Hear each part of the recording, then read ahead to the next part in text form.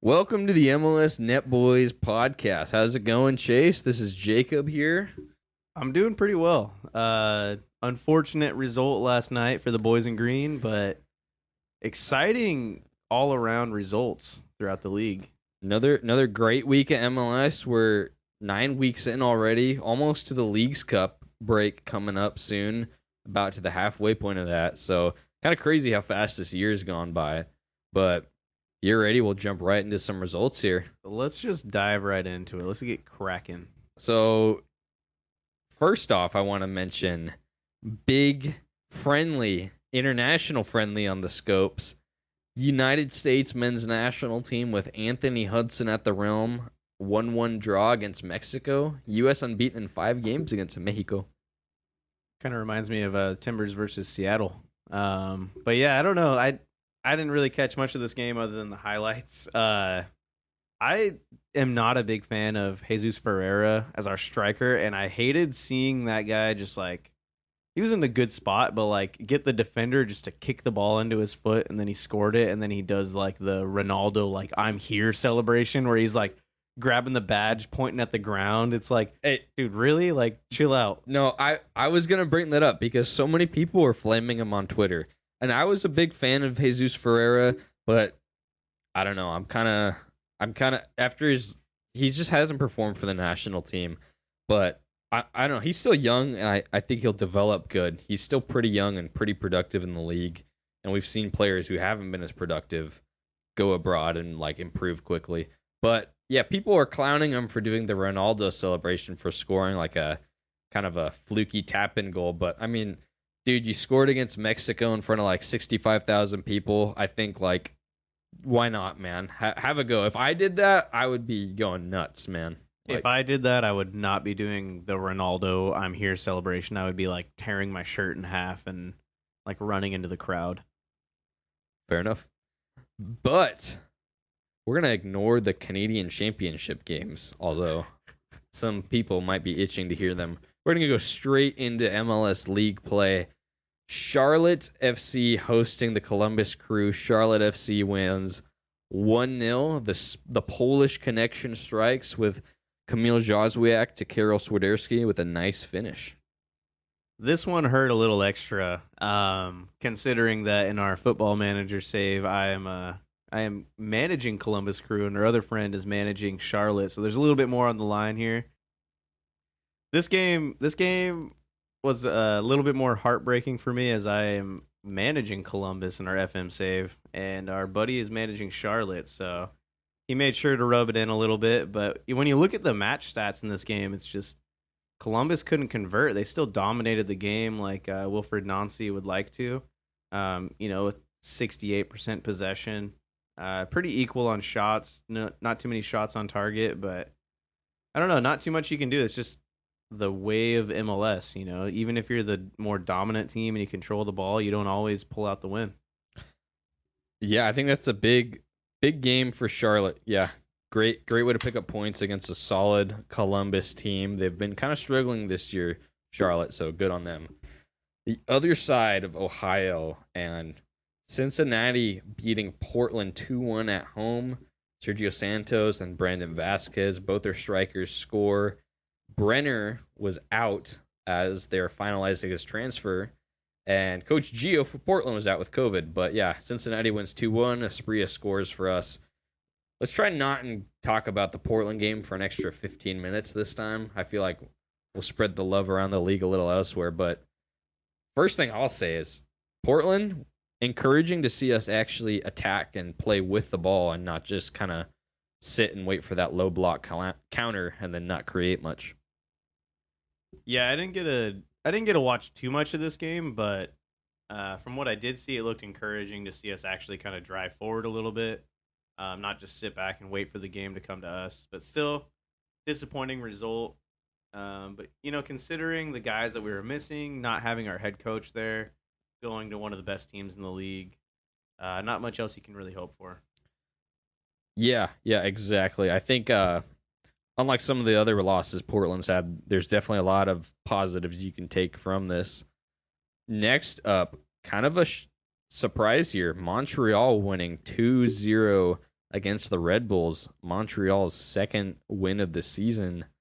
And they score an own goal, and Schloneri, I want to say, scores in stoppage time for the Impact, not the Impact, Club de Foot now. I don't know why they didn't stay as the Impact. That was a way cooler name, way cooler club identity. Dude, not exactly a hot take because most people agree, but Montreal Impact, the old badge, the jerseys, the name, honestly, like top five brand in MLS in my opinion. Like they had a cool look, but this game, dare I say, Red Bulls had better of the play. They had a lot of the ball, which they like to do. They outshot them like 2-1 or 15-7, so had twice as many shots.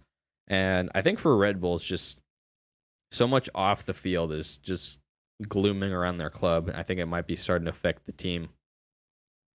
Yeah, it's kind of one of those like weird stretches of the season for Red Bulls right now. Like you said, there's a lot of stuff going on off the field, a lot of eyes on them. Um, so I don't know. I mean, good on Montreal though, picking up another win, especially being down a man to hold on that long and then just to wrap it up in the 92nd minute, pulling a goal out of nothing there. Yeah, and then next up we got New England beating Sporting Kansas City 2-1 at home. Veroni gets a brace. This guy's finally starting to score for them. I know when he came from Juventus, there were his expectations. He was replacing Adam Buxa, who was a solid player for them before he departed to France. And this guy's finally starting to score after a disappointing last year. And New England's looking really good. They looking like their 2021 self, where they won the Shield, what broke the MLS scoring record.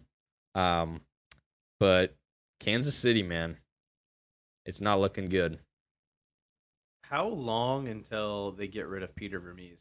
What do you like? Do you think that's even an option? I know he just signed like a 5-year contract extension, but how long until they get rid of this guy? It, dude, I don't know because yeah, he just signed that extension. They're giving him like more control and power over this club.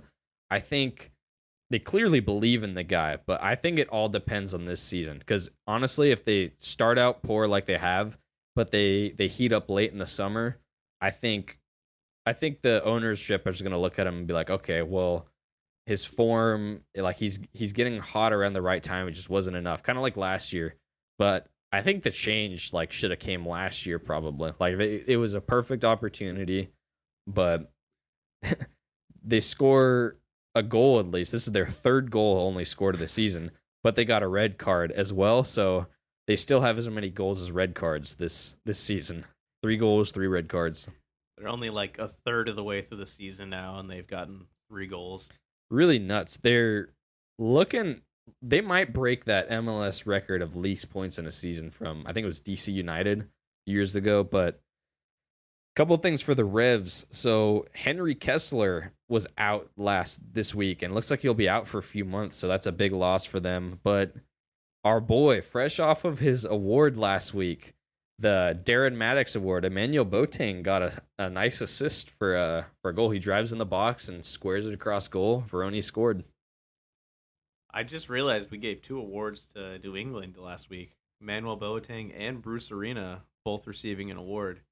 Also, dude, both these managers have been in the league for so long. These guys have like, These are the old heads of the league. yeah, seriously, this is like Roy Hodgson versus like a Sean Deitch or something. Like just two guys that have been around forever. Sean Deitch is probably Peter Vermees, like not play style wise, but just sticking with a club for a super long time. And then Roy Hodgson is the Bruce Arena, just mercenary that goes around and creates a stable system wherever he goes. Love it. New York City FC wins 3-1 over Dallas at Citi Field, not Yankee Stadium. And this was one of our match predictions. Chase was looking for, he predicted New York City winning 2-1. I predicted a 1-0 Dallas win. So Chase ended up being right with the result, but not the scoreline. Gives me another point in our match predictions for the season, but New York City starting to string together some form. Santiago Rodriguez looking solid. They just look like a much better team since he's kind of come back into the fold, as well as James Sands coming back. They look a lot better. Yeah, I think, and they put Talis Magno back out wide instead of trying him as a forward, which that's a big help as well. Richie Ledesma came in on loan um, from the Netherlands, so yeah, getting some pieces back, getting some goals. It's looking good for them, I think. All right, what else? What do we have next? Move on from that game. We got an exciting 3-1 win away. DC United beats in Orlando 3-1. And guess who scored a nice goal? Benteke. He gets this ball inside the box, kind of chips it up, and then slots it home, bottom corner. But yeah, DC winning in Orlando. Duncan McGuire scored for Orlando, and then Donovan Pines, Taxi Fontas, and Benteke. I don't know. DC game. They haven't been the best team this year, but they've been all right. But DC games have been fun to watch. Like they're always like lots of goals in these games and just late drama. It's kind of exciting. Wazaruni has these boys playing, dude, and he's the boogeyman of our FM save. That guy, even though his team is just terrible, he's putting together some form and he's translating that to real life as well. Yeah, our friend is he's got Charlotte who we were talking about, and he's like nearly perfect. He's got 31 out of 33 points, but it's DC United that's beating him in preseason and like causing him to stumble. So Rooney's got some vision that he's He's also a United fan. I think he may have just folded a little bit in his tactics there, put some youth players on to boost Wazaruni up. disgraceful. Next up, Philly gets a win in the league, kind of riding the ship, and Michael Orr gets a hat trick. Toronto just looked bad, man. I don't know if you saw that own goal that was scored.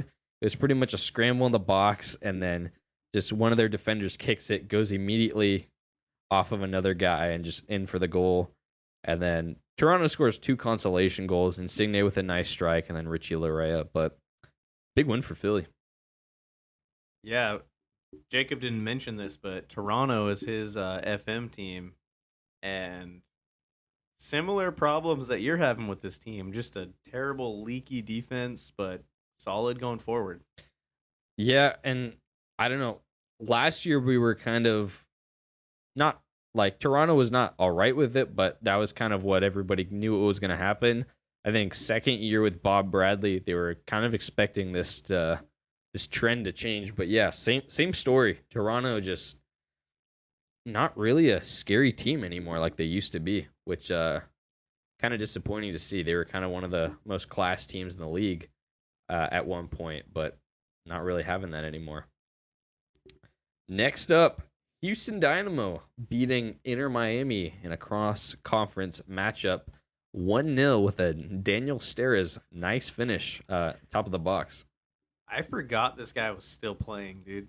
I remember him back when he was at LA Galaxy, and I just thought he had retired. I haven't seen this guy forever. Yeah, he got traded to Houston, and he's been there during their bad couple of seasons, last couple of years, but this season Houston's quietly been pretty good, and he's been solid in the defense. Gets a goal today. Um, I don't know. I was big on Houston, and I'm liking what I'm seeing from them. On the flip side, Inter Miami is just, man, they started off 2 wins out of 2 games, and since then, I don't think they've won, and it's just not clicking. Josef Martinez hasn't scored a goal yet. Leo Campagna hasn't looked like his old self, and it's just, what can you say about Inter Miami? I think I kind of called this earlier, like a few weeks ago, and I said they looked good at the start, but they were just the chances they were taking were not good goal scoring opportunities.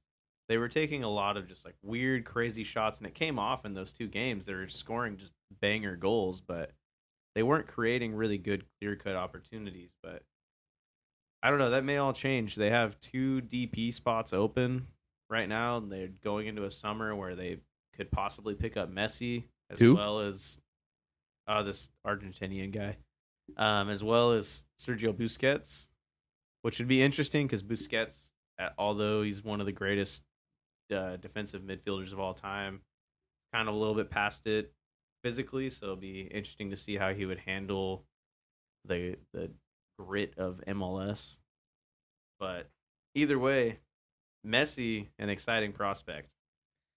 Yeah, I think this summer is where we're really going to find out about Inter Miami. Expect them to have every national TV game if the signings go through after that. I am kind of curious though if they don't get Messi, do they even have a backup plan right now? Because it seems like they're putting everything into getting Messi right now. I would imagine so. Honestly, for me, it seems more like the league is trying to get like obviously they want to get Messi too, and they've been vocal about it. But seems to me like the league is pushing for that. I'd imagine it's Miami. All these popular European and South American like soccer stars go there and like their like off season for holidays. So I bet they can pull somebody. But let's move on. This was Jesse a Lingard instead. doesn't have quite the same ring to it, but I could see him going to DC playing for Rooney. Couldn't you see that? Unfortunately, yeah, to see him just slotting in balls And for then Benteke to finish. just doing some stupid TikTok dance afterwards in the corner while scoring a consolation goal against Philly. But we got Nashville hosting LAFC 1-1 draw, and Hani Mukhtar, last season's MVP, scores, and maybe this season's MVP. Dennis Bouanga scores. LAFC remains undefeated on the year. I saw the Dennis Bouanga goal live. I was watching the game. Kind of crazy just how confident that guy is right now. And also crazy that Nashville just stepped off so much. Gave the ball away pretty cheaply. And Dennis Bouanga just dribbles like maybe 15, 20 yards just straight up the middle of the pitch and just blasts a shot from like 20-ish yards out right into the bottom right corner. And nobody was really challenging this guy. They kept like stepping off thinking he was going to like lay the ball out wide or something. But a guy on that kind of form and the way he's scoring right now, you can't afford to give him space like that. He's just going to bury those chances. Yeah, and for LAFC, it's going to be all eyes towards that midweek game against Philly in the Champions League semifinals. Next up, Colorado Rapids hosting St. Louis. Another 1-1 draw. And Alm scores for St. Louis, but Michael Barrios in stoppage time, 2 weeks in a row, gets a draw for his team with a nice strike inside the box. The power of the bleach blonde mohawk, dude. You love to see it. But also looking at the match statistics of this is crazy. St. Louis only producing 9 shots, a little uncharacteristic for them, and then Colorado even more uncharacteristics, producing 21 shots. Dude, that is not something you think of when you think of Colorado. Yeah, love to see it. They went with a 3 at the back and then had Beta Shore and Keegan Rosenberry as their wing backs. And I don't know, they're trying something different. Kevin Cabral, the lone forward, and looked good. I love to see Colorado Rapids do this. I think Robin Frazier's a great coach, and he just doesn't have the budget to operate like with so many of these other teams, but he gets a lot out of his players, I think. And he definitely gets a lot out of players that are overlooked in this league. So, you want to win at home, but I think that's a solid point against a good St. Louis team. That's fair. Not many people expecting much from Colorado, especially with how they started the season, but it seems like they're kind of starting to put something together. I mean, results-wise, not necessarily. It's only a draw, but against the top team in the Supporters Shield race, good for them. Yeah, they've drawn LAFC and St. Louis at home, so it could be worse. But next, Real Salt Lake hosting San Jose Earthquakes. Salt Lake with a 3-1 win over San Jose, a good San Jose team. I think that's a great result for RSL. Yeah, it's kind of crazy because San Jose, even last year, just nobody really talked about them as like a potential like playoff contender. Nobody really looked at them, and all of a sudden now they're just putting together this form that quietly becoming like a favorite team to even get like maybe a home playoff game.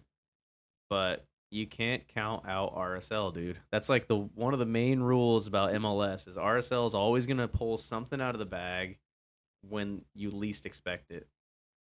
Yeah, Christian Espinosa gets another goal for San Jose. I've been seeing a lot of articles and hearing from the MLS pundits like this guy's finally getting like the credit he deserves because he's been like quietly pretty good for San Jose and showing flashes like on some pretty abysmal San Jose teams, but now he's like really starting to shine. He's got a good coach with him, a good supporting cast, and it's fun to see.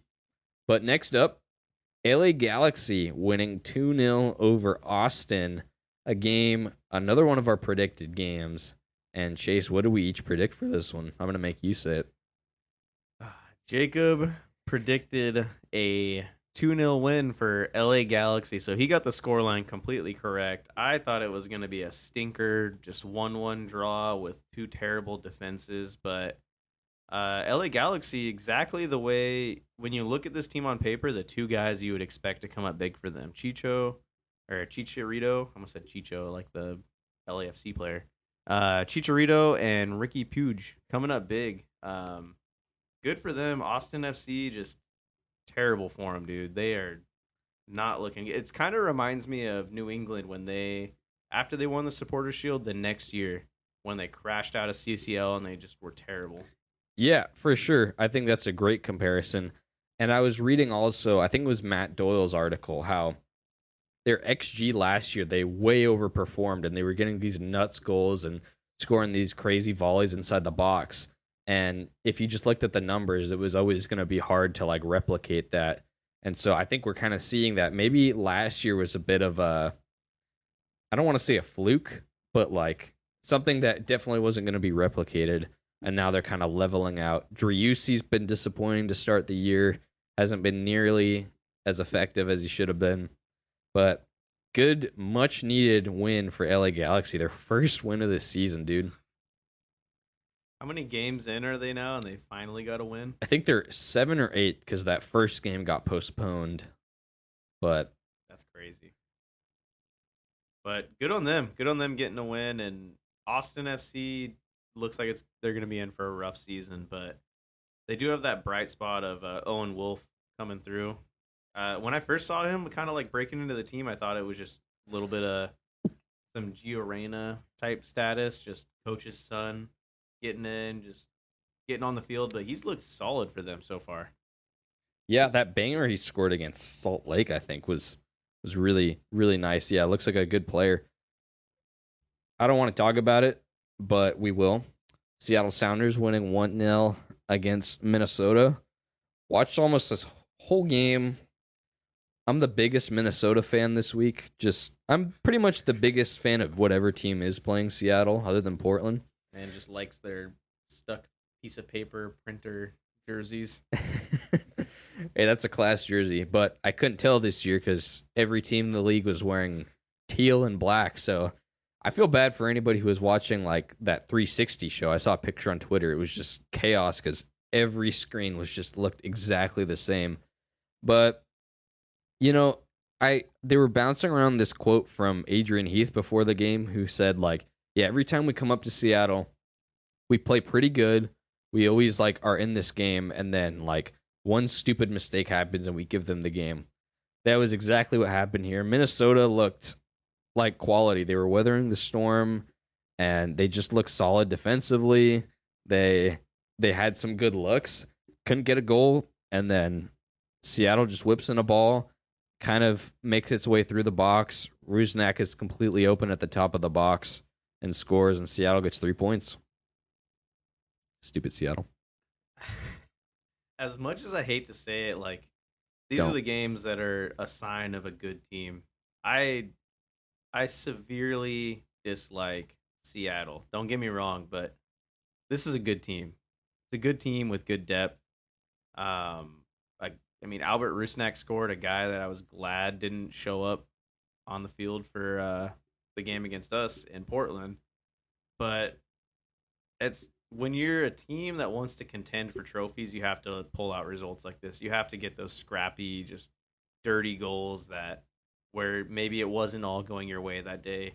You still find a goal and you pull a result out of nowhere. But still, yeah, Seattle, I hate you guys. But thanks for listening to the show. Yeah, I think that's exactly right. Shows why Seattle's been good for so long. When they can play games where they don't look like their best and still get a result out of it. 3 points at home really, really shows you how good they are. Last game of the weekend just finished like an hour or so ago. and it was Atlanta versus Chicago. Atlanta wins 2-1. They get another goal from Zoumakis, their striker. Kasper Shabilko levels it in the 90th minute from a terrible giveaway, and then Atlanta scores in the 90th in the 99th minute, I think, an own goal that goes off like a Chicago player's back. Me and Chase were watching the end of it right before we recorded, and yeah, this was our prediction. So, what do we predict for Oh this one, man. Chase? Uh, I said it was going to be a 2-1 Chicago win, so I got no points on that. Uh, Jacob said it was going to be a 3-1 Atlanta win, so he got 1 point for that game. Which takes us for our total points across the season so far. Jacob is sitting on 16 points. I am now sitting on 14. So you've regained the lead. I was ahead of you by 1 point for a week. It only took a week. Let's go. Anyway, about this game, yeah, so Chase predicted a Chicago win. I predicted an Atlanta win. However, I was heavily supporting Chicago from this. Dare I say Chicago played better. They had the better of this stats. They had less possession, but more shots on goal. And I don't know. Ezra Hendrickson's got these boys playing. If it wasn't for dropping points against Philly, blowing a 2-goal lead to get a draw, dropping a 2-goal lead against Cincinnati to get a draw, like they'd be more up in the standings than they already are. And they don't get anything here, but this Chicago team can compete. It's kind of weird to say. They're right below the playoff line in the East right now in 10th place. Kind of crazy to say that. But yeah, this is a team that I could see pushing for playoffs. I don't even remember where I put them in my preseason predictions, but honestly, it seems like that Kai Kamara signing has just completely turned this team around. Who would have thought in 2023 we'd be saying that? A guy that started his career 20 years ago is going to be revolutionizing the Chicago Fire. Love to see it. Love to see, like, you can tell that guy's like taking care of himself, his body. Like he's able to like physically compete with these guys, and I don't know. It's nice to see. It's nice to see Chicago competing, playing well, although not getting the 3 points here. Chicago's like my adoptive Eastern Conference team. Not Toronto, man. Not your FM 23 save with Toronto. Toronto as well, but they've had a lot of good stuff happen in recent years. So, what was the best thing that's happened to Chicago in the last decade? Can you tell me? Hosting the All-Star game in 2017 where we lost. Signing Kai Kamara. I honestly Having I Quaker can't, Oats as their sponsor. having no shirt sponsor this year. I don't know. But that's week 9 of MLS play. A lot of interesting games, a lot of good stuff here. Yeah, it was honestly an exciting week. It seems like MLS, is in like full swing when you just start getting like week after week of just these weird games, weird results. Like you get a high scoring game with like Philly, you get like a crazy Montreal, like an underdog winning while like on a red card. You get these cool like last minute. It's just like that's MLS in a nutshell. And the fact that it's all jam packed into one day now just makes it even crazier. Yeah, I wish we could switch that up a bit. But I I hope that some executive at MLS was thinking about that when he's like, "We're gonna create the 360 show where you get to watch 4 games at once because this league is just purely chaotic, and we're just gonna be bouncing back and forth to like all these just weird events happening everywhere." yeah, exactly. Let's move on to a game we done a few weeks ago. We're gonna bring it back. Of course, it's not our game. It's a lot of people play a rendition of it, but this is the MLS edition. The MLS Net Boys certified game called Who Am I? Where Jacob and I we go through and we pick a player. We don't tell the other person, but we'll pick a player and we say who am I, and we have 3 different clues. If I give Jacob one clue and he guesses the person right off the first clue, he gets 3 points. And if he guesses it on the second clue, he gets 2 points. On the third clue, he gets 1 point. and so on and so forth. We've each picked 3 players. We're going to go back and forth and see who ends on the most points at the end of the game. Jacob smoked me last time. I don't even know if I got one guy right. And like we said last time, this is me and Chase's bread and butter here. Think you're going to bed and like you just watch your team play. Think of the most like niche, bang average MLS name you can think of. Like right before you fall asleep that you forget made like 2 appearances for your club. Think about that. And like me and Chase just love spitting names like that back and forth. So we're picking players we think would be hard to guess for the other person. Yeah, like I said, last time we did this, Jacob absolutely destroyed me. I don't know if I got a single one right. So I upped the difficulty a little bit. I went a little bit further back. I think I found your cutoff range for MLS knowledge. These But better not be like 1990s players that I've never heard of. I'm gonna just pick players from before you were even born. But yeah, I went a little bit further back. I picked some guys that you probably will know. You'll recognize their name, but I tried to make it a bit more difficult. With that being said, I'm sure you did the same for me, and I didn't even get a single one last time. I You know what? I feel like it's about the same for me. So The worst part is like we'll read all these clues to each other, and then if you can't guess it, like once the other guy says the name, you're like, oh, dude, like how did I not know that? Like you instantly like when you say like a random MLS player's name, I just get flooded with memories of that guy, like running down the wing or something, just doing something like some random act. Like remember like Mike Grella, like Grelino, dude. Skillinho, dude, Yeah. he nutmegging Frank Lampard. That was our MLS iceberg moment we talked about. But yeah, feel free to play along with us if you're listening, and we'll give the answers at the end, obviously. So All right, you want to lead it off? I will gladly lead it off. So this first clue is he has played for 3 expansion teams in MLS. So an expansion team, if you don't know, is MLS started with an original 10 teams, and then ever since then they've expanded the league. So if your team wasn't a part of the original group, you're an expansion team.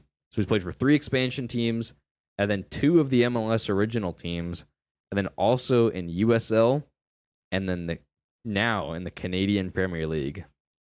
Just signed like not long ago. So he's currently playing in the Canadian Premier League. Uh, So, and when he played for the expansion teams, was it their first year, or just at some point he played for an expansion team? uh, at some point. Okay, so an MLS mercenary played for multiple teams and is now in the Canadian Championship. So I'm guessing it's probably going to be a Canadian guy. Oh man, I'm blanking right now. The only guys I can think of aren't in the Canadian Championship right I don't know if he's actually played yet. now. Oh, so he just was recently signed. He might not super like not like yesterday, but he's signed. But I don't know if he's like made an appearance. I think it's been a case where like he hasn't played much wherever he was at before, and because the last team he was on, he made 0 appearances for Oh actually. no, so it's gonna be some just random guy that has never made an impact at MLS. Oh man, You'll definitely know the name when I tell you. I'm gonna guess it's probably like a center defensive mid or just a random center mid, like some dude who hasn't done much in the league, like similar to like a Ben Zemansky. Nobody's gonna know who that is Ben Zemansky, love you, dude. Come on the show. unless you went to Akron. Oh my gosh, this has got me stumped early. Um, no, he plays in the league still. I know this is wrong, but I'm just gonna say Robert Earnshaw. It is not, but great guess. I believe he's coaching in the Canadian Premier League, if I'm not I know mistaken. he's assistant coach somewhere. Okay, that was a tricky one. He has been teammates in the league, or not in the league, but just in general with. So next clue, we've got this person has been teammates with Maxi Urruti, Pamoduka, and then this is somebody most people probably won't know, but Jordan Farr. Jordan Farr is a local goalkeeper who's played in Oregon here in high school and college, currently in the USL. But yeah, Jordan Farr, Pamoduka, Maxi Rudy. Jordan Farr, come on the show. All right, so I'm guessing Maxi Rudy. That's tough because you're throwing two Portland guys at me, but Maxi Rudy is not exclusively Portland. Portland and the entire state of Texas. Yeah. With Montreal thrown in there. In Pamoduka, I don't think he played for another. He did. I think he left and played like probably one season for like Montreal or something. After he left the Timbers. Oh man, this is gonna be the most obscure person. I can already tell. I promise you'll know him. Most people, if they've watched MLS in the last decade, would definitely know this guy. Would definitely know him. Okay. Or maybe not definitely, but like I'm gonna say if you paid somewhat close attention. I don't know if he's still playing, but I'm gonna say Michael Harrington. That's a great guess. I love that guess, but unfortunately not. No, I believe he's retired. This is the big hint that will probably give it away. Scored the first hat trick in MLS history for the Vancouver Whitecaps against Seattle. Against Seattle. So this is a forward then, I'm assuming. Scored a hat trick against Seattle. First hat trick in history for Vancouver. Dude, I don't know very many Vancouver players, honestly. I don't really pay attention to Vancouver until recently. Not Freddie Montero. That's more of a Seattle guy that just played in Vancouver. What's his name? Was it Hasley or something like that? That guy that scored the banger. Oh, at Century Link? Yeah, Eric Hasley did score that crazy banger. He was a striker for Vancouver. Is that your guess? No, I'm thinking where he would have played with Urruti at. So Pamoduka had to have gone to Vancouver then. That's right. I know he coached there. So that's where that connection's at. But where did this guy play with Maxi Urruti? The Jordan Farr part, I know nothing about like that USL squad. So that's a cool fact, but I don't know the roster well enough. Yeah, that was more for you. Then the Maxi Urruti had to have been somewhere in Texas because I don't think this was a Portland guy. Would you like another real player other than Jordan Farr? Because that was more just for you and for Chase and me, not really for the listener. All right, if you got one more player, I'll gladly take it. But I'm currently thinking who's a random guy that played for Vancouver and also played for in Texas. Ricardo Clark never went to Vancouver, right? I know that was like a pretty solid striker, but I think he may have retired before Urruti was even around. Man, this is tough. It's always fun doing this because like I like to find obscure players that I think may like stump you, but then I forget like on the other end you're doing the same thing to me, and it's just impossible. You have another guy for me? He also played with Zach Steffen. Zach Steffen. All right, so it had to have been a Columbus Crew player at some point as well. And the expansion teams. Okay. So Columbus Crew, Texas, Vancouver, and a striker. Oh, no. Dominic Oduro. Not a bad guess. No, wait. Yeah, that's wrong. Dang it, because he played for Montreal. That's wrong. I knew it. You're gonna be kicking yourself. Kakuta Mane. Oh, no, dude. So he played for, kind of cool actually, he played for Austin Aztecs, so the USL team, and then he ended up playing for Austin FC in MLS their first season, And then he also played for the Vancouver Whitecaps for a long time, obviously.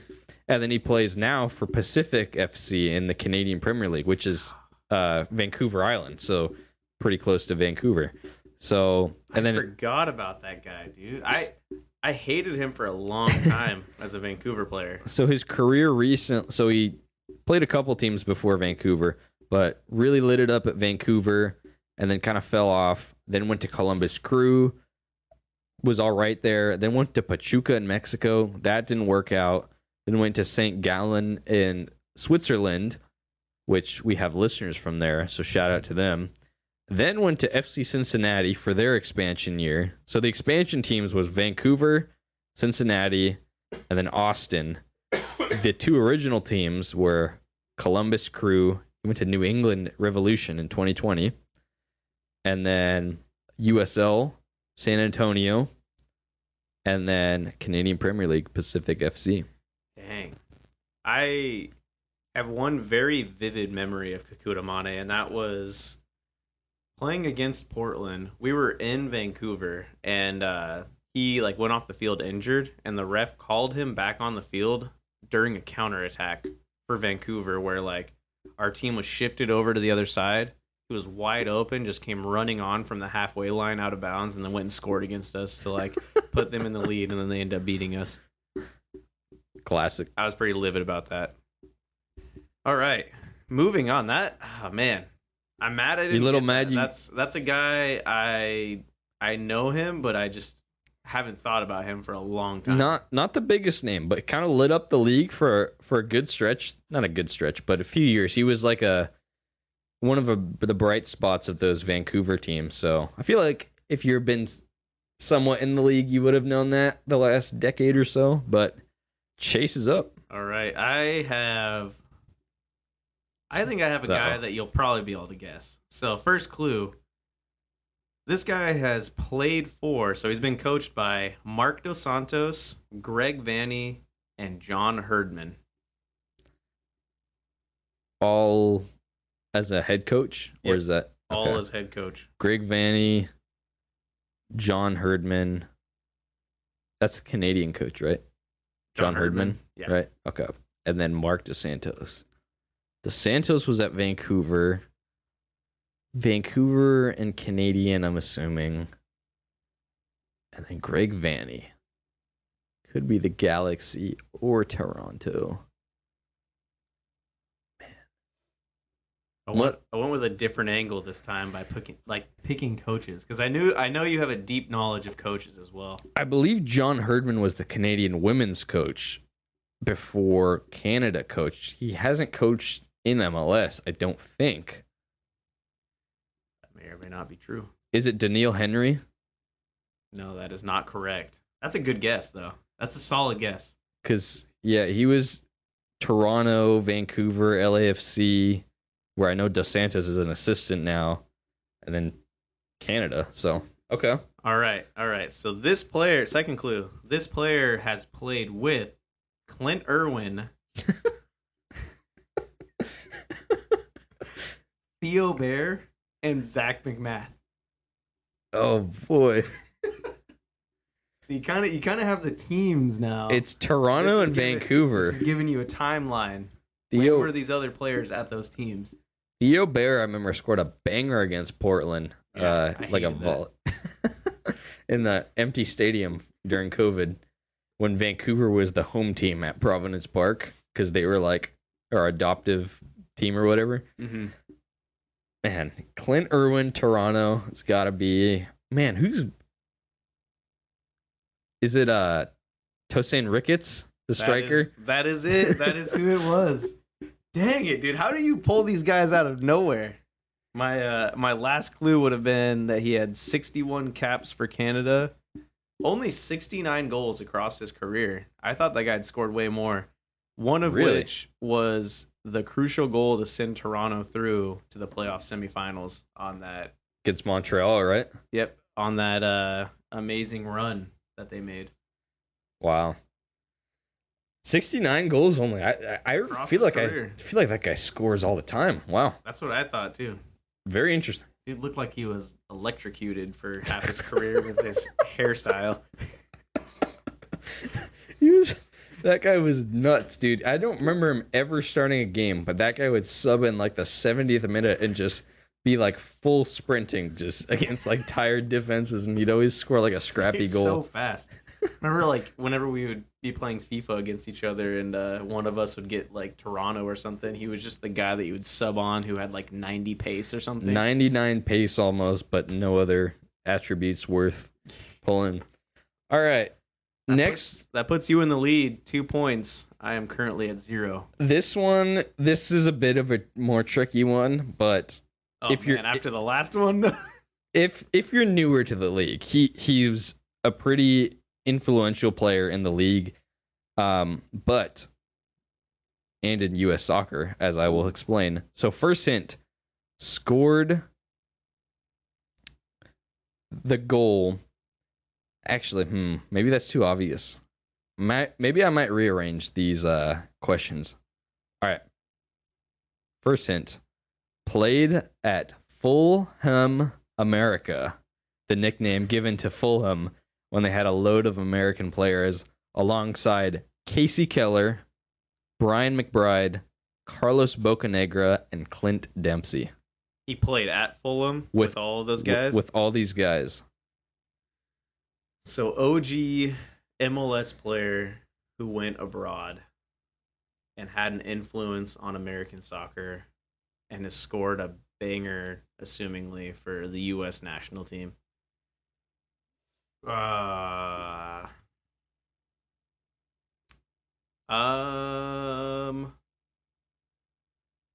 trying to think. I want to say Michael Bradley, but I don't think he went to Fulham. He didn't. No, he went to Aston Villa. I think was his Premier League. Yeah, I knew he was for a little over there bit. somewhere before he went to Roma. Yeah, not quite. Scored the game-winning goal to send us to the World Cup in Brazil, 2014. Scored the winning goal against Mexico in Columbus, but didn't make the final roster for that 2014 World Cup. This might be a trick question. Because I want to say Landon Donovan now. Because I know that was like the big, like the guy who got cut out. But I don't think he played at Fulham. Oh, man. Who went overseas, played at Fulham with all of those guys? All those guys played at Fulham with him? At the same time. Wow. That's crazy. I never knew that. Landon Donovan was the big name that got left out. But I feel like that's too obvious. And you wouldn't pick that because you know I love Landon Donovan. Let's go with a left field shout of... No, I'm not going to say that. I was going to say Omar Gonzalez. But I don't think that guy ever went overseas. No, he went to just in Liga MX, I believe. I don't know. I'm just going to go with Landon Donovan because I can't think of any other names right now. It is not Landon Donovan, but funny you say Landon Donovan. He scored the second goal in that game to send us to the World Cup. So this player I picked scored the first goal. Landon Donovan made it 2-0, 2-0. So last hint, that was the big one. That was the big hint, honestly. But for my last hint, I'm going to give you the whole career path because you'll know him once you hear the name. Like I said, if you're newer to the league, you probably won't know who this is, but definitely an MLS known entity. He's only 39, actually. He's not that old. He retired kind of early. He retired 8 years ago. So he retired when he was 31. Wow. So started with FC Dallas, then went to Sporting Kansas City from 2006 to 7, then joined Fulham in 2008. While at Fulham, went on loan to Cardiff City, went on loan to Aris FC in the Greek League, then went on loan to Preston North End, then returned to MLS, where he kind of revitalized his career for the Seattle Sounders. Was there for 2 years from 2012 and 2013. Scored 23 goals in 49 appearances. Was really good. But then Seattle didn't want to make him a DP. And there was this kind of MLS iceberg moment where he scored and he did this celebration where he was like doing the dollar sign thing. But because they're saying he was pretty much saying pay me, like right to the camera. DC United following season signs him as a designated player. And he does all right there, but then he retires. And I'll give you a bonus clue. He's now like a soccer academy coach, and he actually coached Christian Pulisic. This is nuts. I can't think of a Preston North End. What? I'm trying to think of a guy that the Seattle is probably where I'm going to be able to like find a name. He was a striker with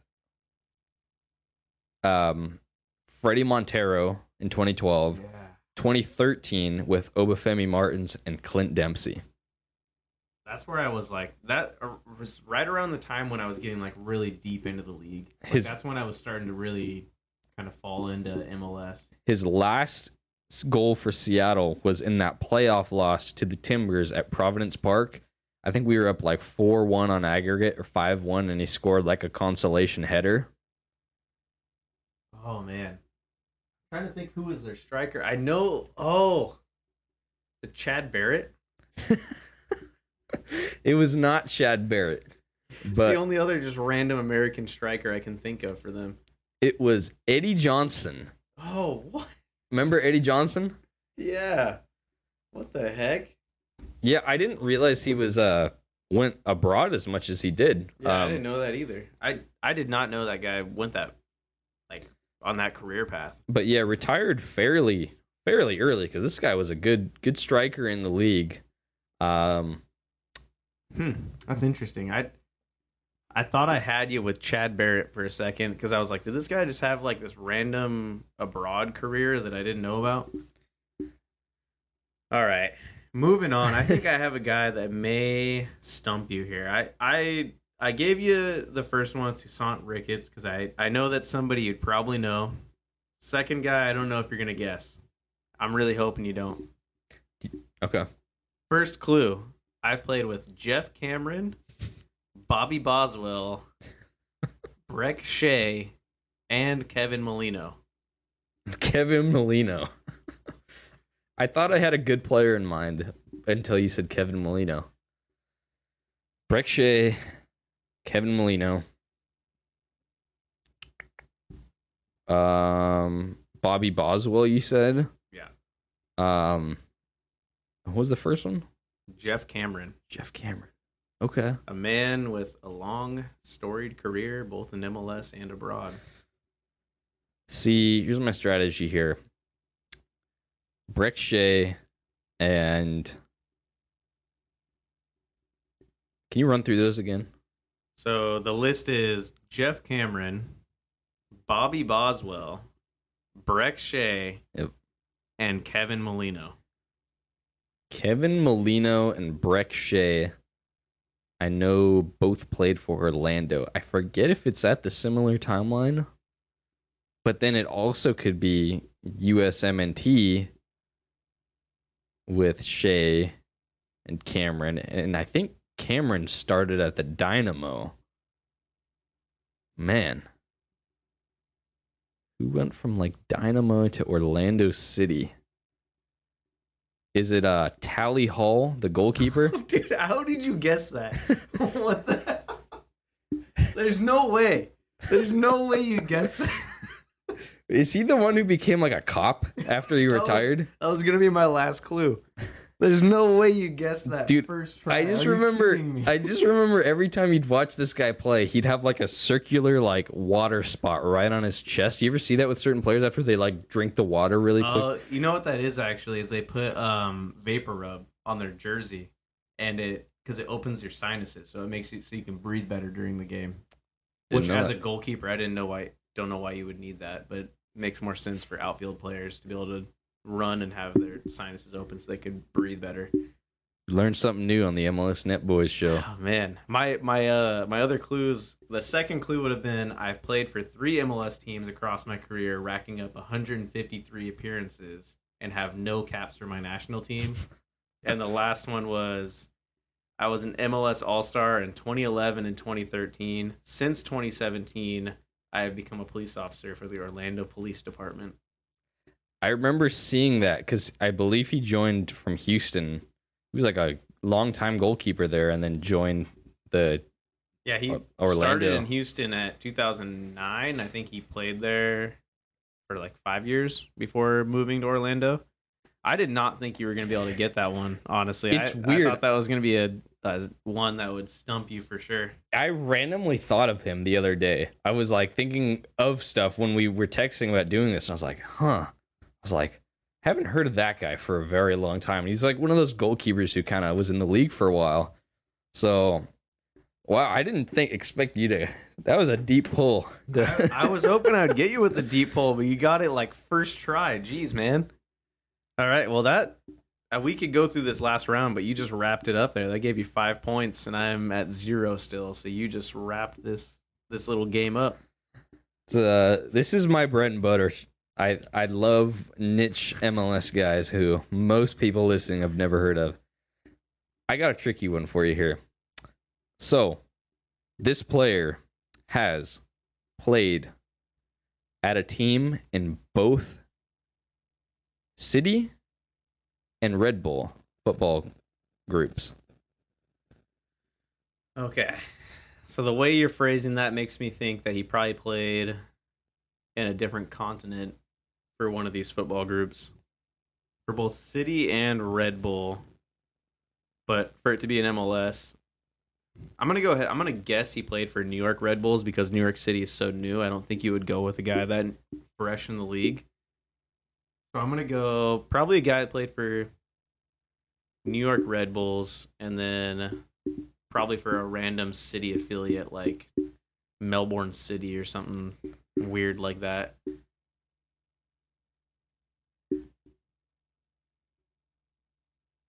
Anyways, man, it's a random Red Bulls player from before like 20. I'm gonna guess like before like 2018 is probably when you pulled this guy's name. Gonna kill me. I'm gonna go with. Oh, no, I can't. It's not him. He's played in the league too long. This is gonna be tough, but I'm gonna just say Mike Grella because I love him. It is not Mike Grella, unfortunately. This guy has been teammates with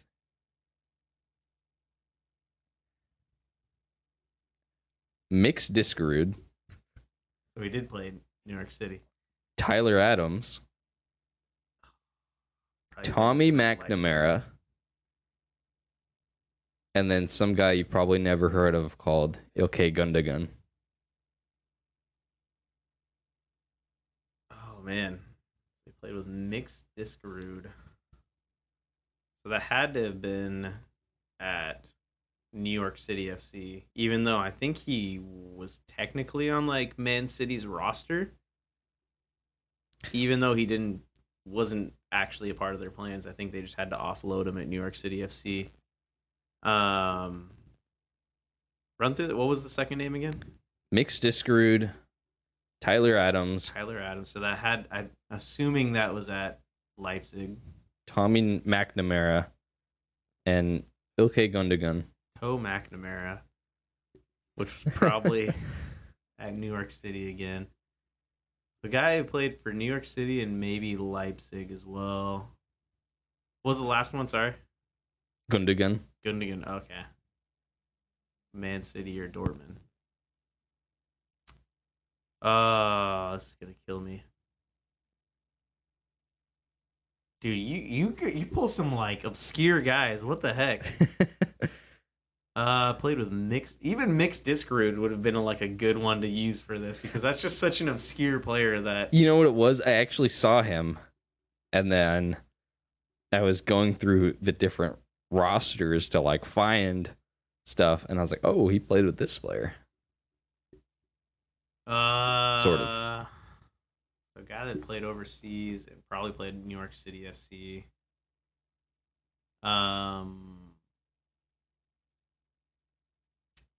What's their defender's name? Chanot or whatever his name is. The center back? Yeah. Yeah. Chanot is his name. Yeah. Is that your guess? Because I know he's played in Europe. I don't know where at in Europe, but I'm gonna go with him. Yeah. It is not Maxime Chanot, but not a bad guess. Last hint. He has won the Community Shield in England and the DFB Pokal. Played in England and Germany and MLS. So he played for Man City then, I'm guessing. And he played for Dortmund. The Community Shield was with Man City, yes. Okay. And he played for Dortmund. The Assuming, oh no, he played with Leipzig actually, because if he had to play with Tyler Adams, had to have been at Leipzig when they won the DFB Pokal. Oh, is this what's that left back? It's Angelino or whatever. It is Angelino. I forgot that guy played same at City same and here. Leipzig. Yeah. Carved out a nice career for himself, actually. Yeah, it was on the books at Man City to start his career.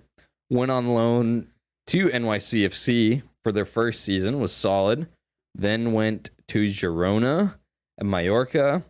And then he went to the Dutch league, was at PSV for a while. Made 6 appearances for City after all this. Then went to Leipzig for a long time. That's where he won the DFB Pokal. So he was teammates with Mixed Discord at New York City FC, and same with Tommy McNamara. Was teammates with Tyler Adams at Leipzig, and then Man City with Dortmund.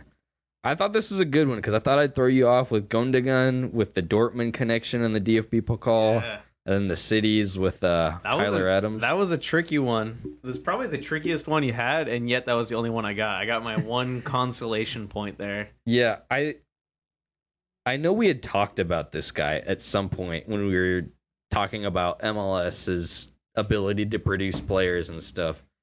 So, One of our random 2 a.m. debates that we have. yeah, although we didn't really produce this guy in MLS, but he kind of helped his development.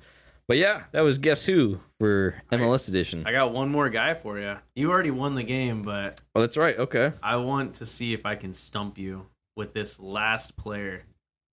All right. So this player has played with Steven Lenhart, Robbie Rogers, Justin Mapp, and Eric Miller. Timbers legend, Eric Miller. Normally for the played with, we pick like notable internationals or higher pedigree players. You got Steven Lenhart. Dude, that guy was the bane of the Timbers' existence for a little while. He was the bane of every team's existence. Fun fact about him, he did some like, I forget what it's called. It was some show on Amazon Prime called like Eco Challenge, where it was kind of like Amazing Race, but also like this survival kind of like crazy adventure trekking series, like a reality show with Bear Grylls. And Steven Lenhart was actually on the show, like as a contestant. Yeah, dude. But so Lenhart, Robbie Rogers, Eric Miller, and who? And Justin Mapp. Okay, what a random collection of players. Lenhart must be San Jose. Robbie Rogers was the Crew. No, maybe Lenhart played at the Crew as well. I feel like he did. Robbie Rogers was the Crew in the Galaxy. Justin Mapp. I don't know, but that guy had a bald head and he was just electric down the wing at like 33 years old for Montreal. I feel like he maybe played for the Crew, but and then Eric Miller. Eric Miller was Montreal, I believe. So That man, if you want to know his transfer history, just go to his Instagram and like just Look every at post is look at just every like row. it's just like excited to sign for this team and then like 2 years later excited to sign for this team. He doesn't post anything in between. Oh boy. So this is an MLS lifer, I'm assuming. Is it Dom Oduro? Nope, that is incorrect. Second clue, I was capped by the US at the U20 and U23 level but never got a senior appearance. Oh boy. U20 and U23. Maybe that's where he was teammates with Robbie Rogers. Oh boy. But no appearances for the US senior team. Thinking of some random strike. Is it Zarek Valentine? Is that it? No, it is not Zarek Valentine. Final clue. I started my career in 2008 with the New Jersey Rangers, played in the MLS last with New York Red Bulls, and now currently play for FC Motown. Played last for the Red Bulls. That was in 2017. 2017. Wow. And he started his career in 2008? And 2008 with the New Jersey Rangers. What in the world have you picked here? I think you'll recognize him when you hear his name.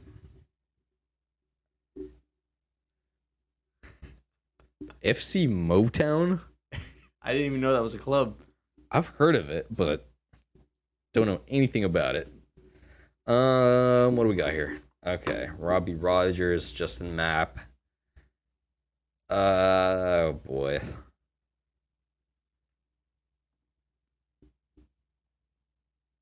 Man. This is a niche. Have you been stumped? Did I stump I you definitely finally? I definitely have been stumped here. Um Ended with the Red Bulls. You want me to give you all the teams he's played for in MLS? Sure. So he played for the Columbus Crew, Chicago Fire, Montreal Impact, went back to Columbus, then played for the New York Red Bulls. Dilly Duca. Yes, sir. Is it really? Deliver Duca. Dilly Duca is the name. Yeah. I thought I had stumped you with that one. I was looking forward to that one because I knew that would be the one that would get you. But yeah, so he started his career with New Jersey Rangers in the PDL, then went to Newark Ironbound Express in the PDL. Got the big call up to the Columbus Crew. Played there for a few years. Went to Chicago Fire for a couple years. Montreal Impact for a couple years. Columbus for a couple years. Then went to New York Red Bulls for 1 year. Got 3 appearances. Then went to their second team before getting signed by FC Motown in the NPSL in 2018. And he's still there, or Currently, it says he's still playing in FC Motown. that was an out there pick. I only would have guessed him just because of that name is so. Dilly Duca. It's the most MLS name you can think of. That guy probably. I picked some out there names, Dilly Duca and Tally Hall. We joke about that, but what I love about MLS is you got a guy like that who played for the New Jersey Rough Riders or whoever. New Jersey Rangers, New dude. Jersey Rangers. And the Newark Ironbound Express. And this Dilly Duca guy probably like put like Andrea Pirlo or Steven Gerrard in the spin cycle like during one random game and went off. But that has been officially MLS Guess Who edition round 2 for us. So Jacob smoked me again, but I got one person right this time. But send in some players if you guys are have our email. It's mlsnetboys@gmail.com. Maybe send in some players that you think are random niche MLS players and we can use it for each other, come up with some clues, or send us your own clues. But moving on from that, we're going to go into our match predictions for this next week before we wrap up. First game. Uh-oh. I'm going to be there for this game. This is going to be Portland versus St. Louis in St. Louis. I'm traveling to St. Louis. Gonna go stay there for the weekend, go watch the Timbers game. What is your prediction for this game? I'm going full homer. I'm going a 2-1 Portland win. Portland showing some life in the attack. It's looking promising. And we have the advantage that other teams haven't. This is our second game against them, which I believe we're probably the only team at this point that would have played twice. They beat us, but at least against us didn't look all that convincing. I think Gio can figure this out. I am not so confident. I'm only in St. Louis for a few days, and I think this is going to be a not so fun day for me. I'm looking at a repeat. I think it's going to be 3-1 St. Louis again. Timbers, we had some momentum with the Seattle game, and we look better attacking a bit more in this past game. But St. Louis just eats that up. And with how sloppy we are on the ball sometimes, like at the end of the last Portland game when Zach McGraw was just like, couldn't figure out a way to clear the ball out of his own corner because he couldn't trust his left foot. That's where St. Louis eats you up, and they just hit you on the counter and they score a goal because they're already have like half their team in your half. So Jared Stroud hat trick. If that happens, I will probably just burn my plane ticket and live in Seattle, or not Seattle, in St. Louis, and just become a St. Louis fan. I'm excited for you to go there and experience. I've heard their stadium looks awesome. I heard the food there is actually like really good. I heard they got like these like renowned chefs, and like the food is like amazing at this stadium. So. I don't know. I've heard a little bit about St. Louis cuisine. Apparently they have really good pizza is what everybody says, but also I've heard at the same time it's just like a deep fried pizza pocket essentially. So you're pretty much getting a hot pocket with batter on it. Basically, yeah. Anyways, our next game, we have Real Salt Lake versus Seattle. What do you have for this game? I'm going full Portland homer again. I'm going RSL 2-1. RSL has Seattle's number in Salt Lake, so this will be at home for RSL. Seattle like weirdly struggles to get results in Salt Lake in their history, and Salt Lake has a big win this weekend. They had one against who do they play? Salt Lake. They played the Earthquakes. They played San Jose, and I don't know if Roldan will be back. Christian Roldan, Ruiz Diaz has been hurt. I don't know. I RSL rides that MLS momentum, and they get a chippy win here, I think. I respectfully disagree. I'm going with 3-0 Seattle, but this for me, the caveat is this completely hinges on Seattle getting a goal in the first half. I think if Seattle makes it to halftime and it's still scoreless, or RSL is up, then it's game over for Seattle. I think they're going to implode. They're not going to know how to break down RSL.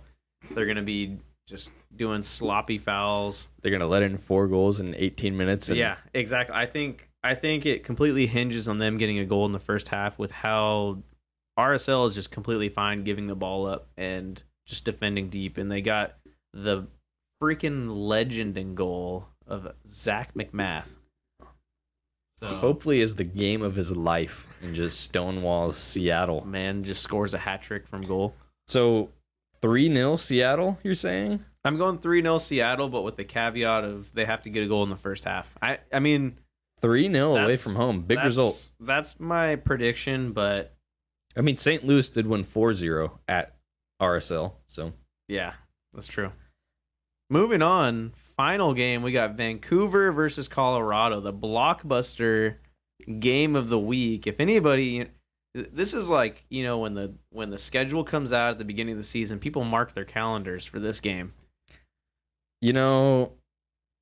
This could actually be a good game. I think Vancouver had last week off, or this previous week we just finished off. And so, but I think they're like 6 games unbeaten in the league. They got crushed in CCL, but Vancouver's at home. They've had good form in the league. I'm going 3-0 Vancouver.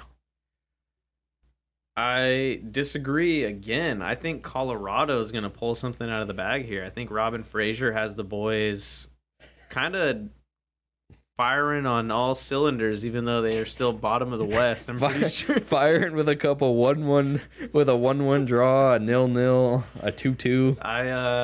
I don't know. I think this is the game where if Colorado's going to pull a result, it's going to be against a Vancouver team. Who scores for Colorado?